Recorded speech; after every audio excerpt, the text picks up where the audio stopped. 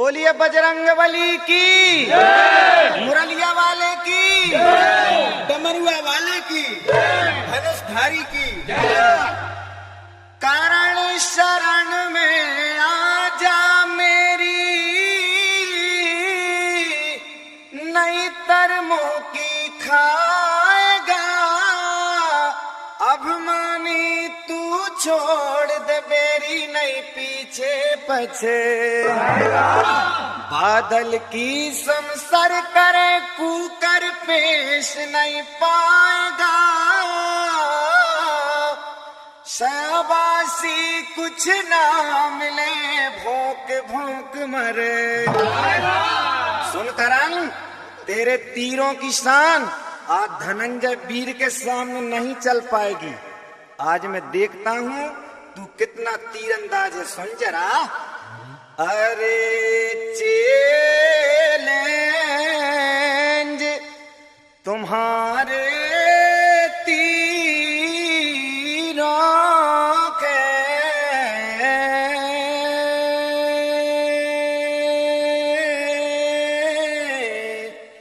रे भारत में करुण देइयो।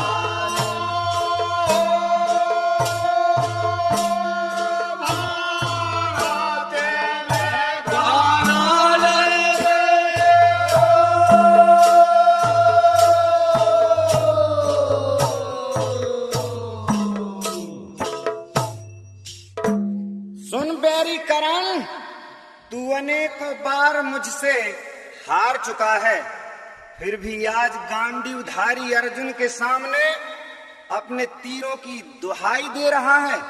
तुझे शर्म आना चाहिए, शर्म। सुन जरा, लगा ले बान की बाजी,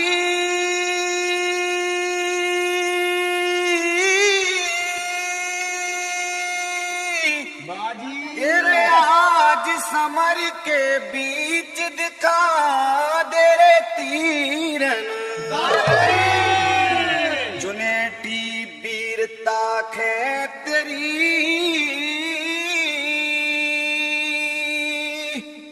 कर ले अपने बार,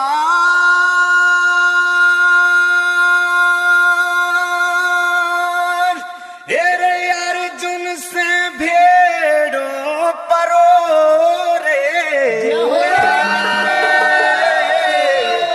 रे जाएगा मौत के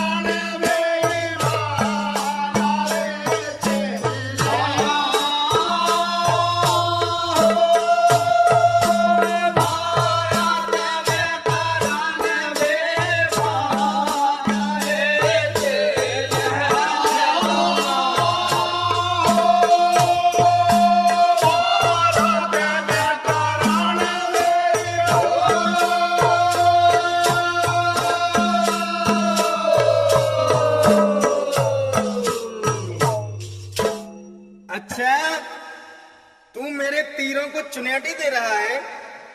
अर्जुन, तेरी चुनौती मुझे स्वीकार है। मैं तेरे तीरों को और तुझे भी चुनौती देता हूँ। आज सारी दुनिया देखेगी कि तू कितने पानी में है और मैं कितने पानी में। महाप्रलय हो तेज से जिनके, सूर्य पुत्र बलवीर है। अर्जुन पावने पेश करन से बांका चलैया। अरे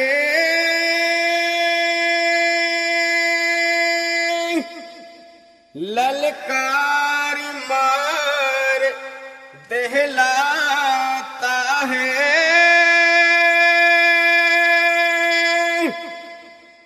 एरे शिकारी कितना हो होशियार, वीर नहीं कहला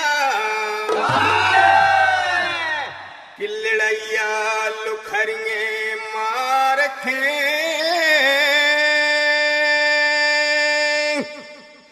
हिरे बनबो चाहो से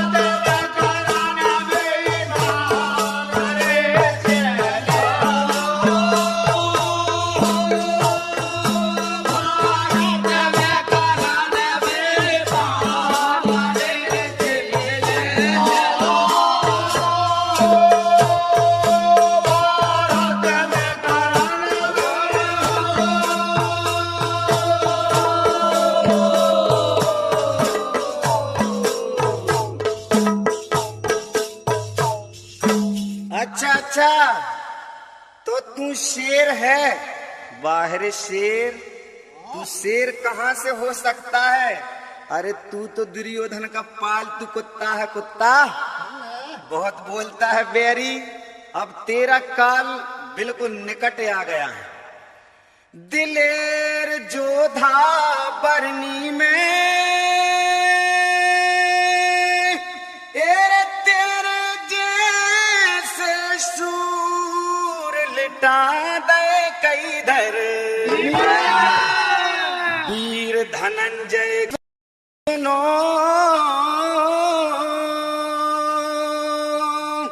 एरे जग जाहर है शान।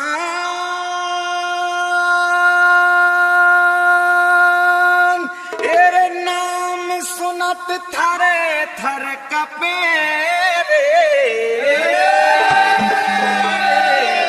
चिर बड़े बड़े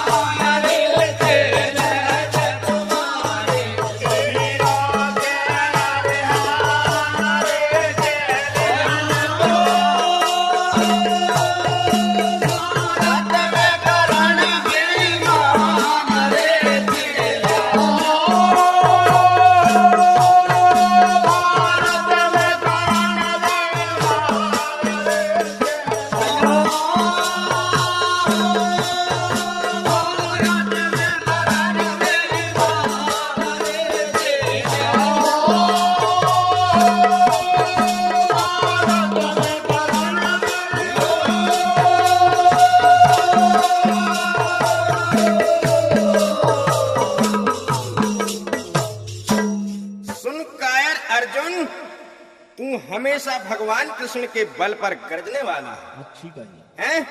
बड़ा धनुषधारी बना फिरता है। आज तेरी शान धूरा में मिला दी जाएगी। बिल्कुल मिला दो। सुन जरा। बाण से फारो जे अर्जुन अब नहीं बचे, जान से रे मारो। अगर मरद मुच्छारी जा ये धनुष बाण ले हाथ। हारे करनी कुवत दे दिखारे।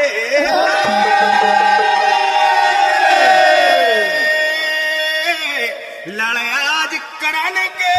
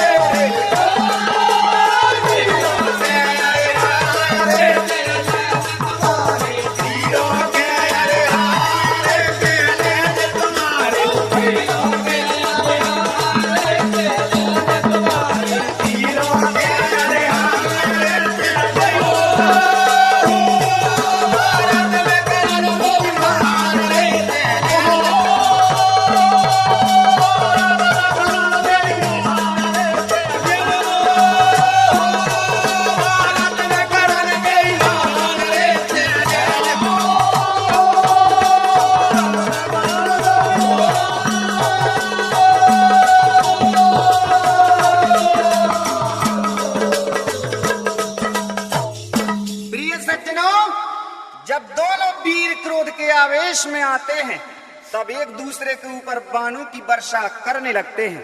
कर्ण अर्जुन महान धनुधारी वीर थे।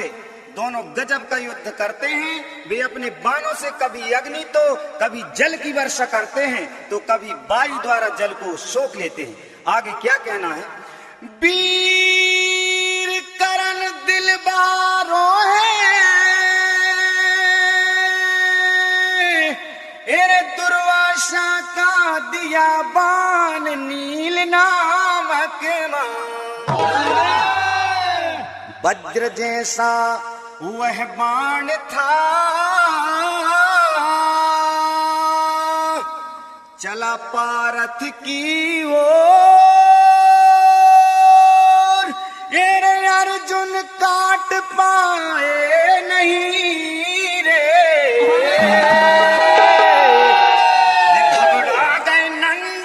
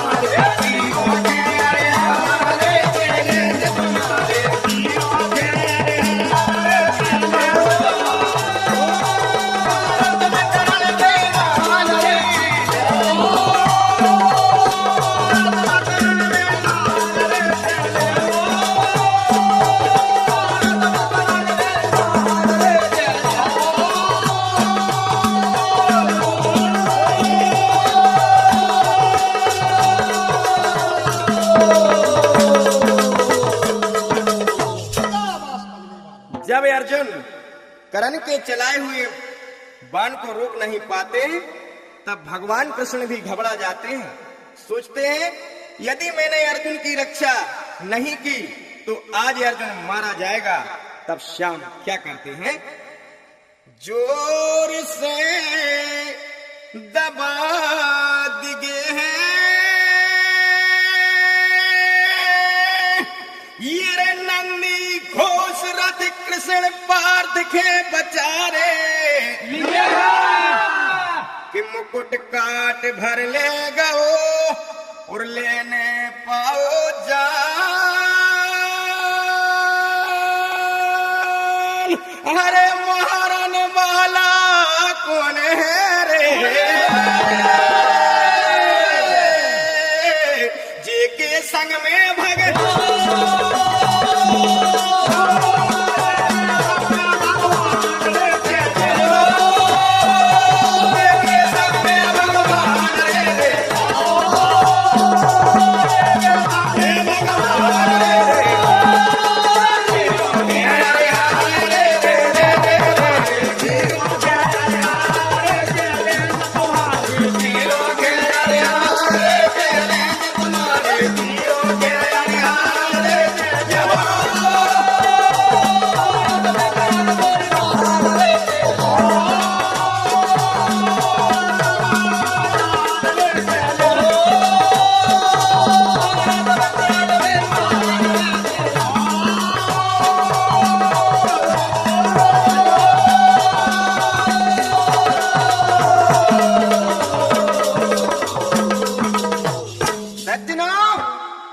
जिससे अर्जुन वीर के रक्षक भगवान श्री कृष्ण हैं, उसे कौन मार सकता है? दोनों वीर पुनः युद्ध करने लगते हैं। क्या कहना है? बलवान रण में हर्षाए, सावन भादों सी बरसात वीर तीरों की बरसाए, रुंड मुंड में छा गई अरे धरनी मात अपार, दुई सेना जब गई में चले बह चली खून की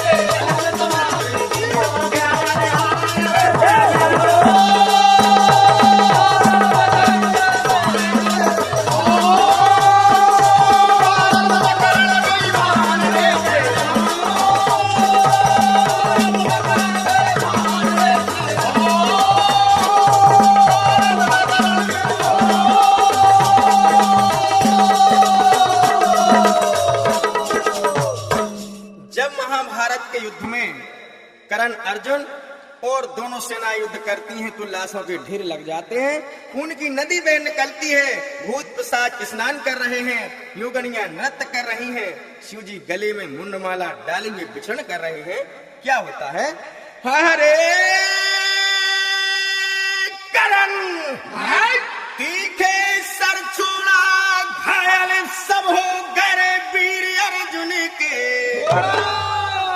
बजरंग बली और श्याम को जर्जर किया शरीर, ये रे दिल वाला मत वाला कर्ण है रे, दिल खोल चलाया।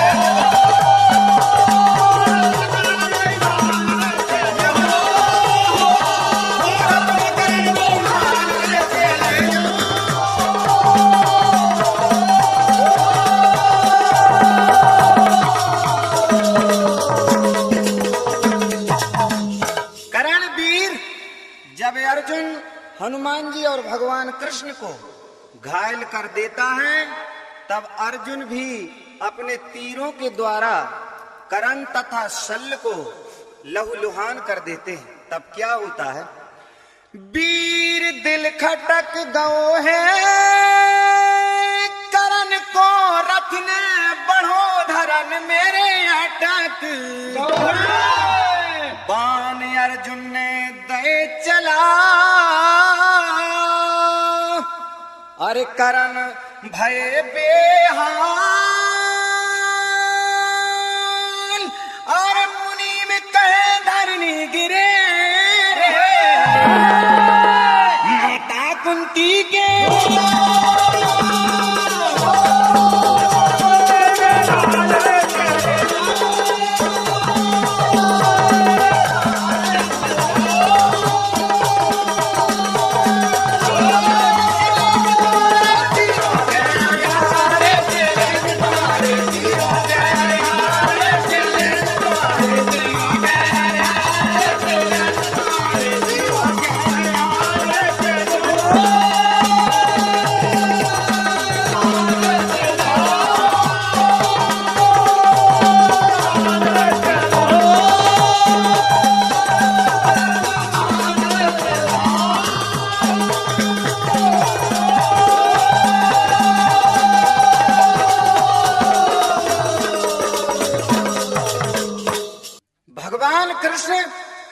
अर्जुन से कहते हैं, अर्जुन आज एक दानी वीर कर्ण संसार को छोड़कर जा रहा है, मुझे बड़ा दुख हो रहा है।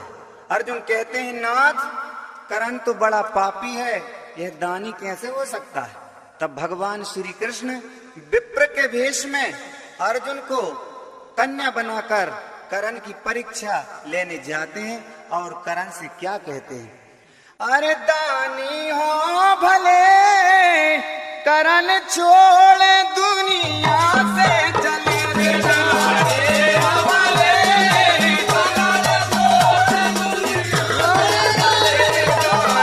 हो भले कर्ण छोड़ दुनिया से चले,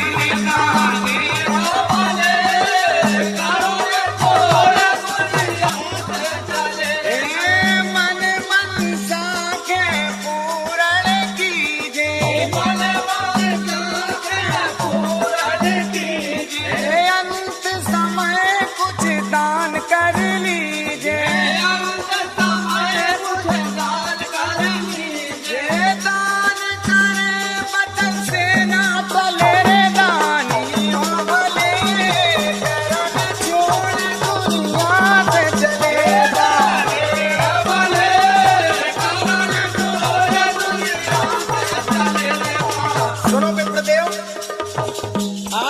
मांगने आज तो ऐसे समय पर आए जब करण मजबूर है। अरे धन नहीं कुछ भी मेरे हाथ में, धन नहीं कुछ भी मेरे हाथ में, मेरे कील जड़ी सोने की दात में, कील जड़ी सोने की दात में, मेरे देवे निकाल लगा नहीं हो गले दानी गले, करण छोड़ दुनिया के चले दानी गले, करण छोड़ दुनिया के चले दानी। करण जब अपने दांत को तोड़कर सोने की दान में देने लगते हैं तब कान्हैया क्या कहते हैं? दान असूत न ब्राह्मण ले हैं, दान असूत न ब्राह्मण ले हैं, खाली हाथ चाहे भग गए, खाली हाथ चाहे भग गए, सूत दान ब्राह्मण के भले दानी है भले, करण छोड़ दुनिया से चले दानी है भले, करण छोड़ दुनिया से चले दानी है भले, करण छोड़ दुनिया से चले रे दानी है भले, करण छोड़ दुनिया से चले। करणवीर कृष्ण की बात सुनकर अपने धनुष पर बाण रख के धरण में मारकर पाताल गंगा प्रकट करके सोने को गंगा जल से पवित्र करके दान में दे देते हैं। क्या कहना है? अरे संतोष भगत की दूर भई शंका,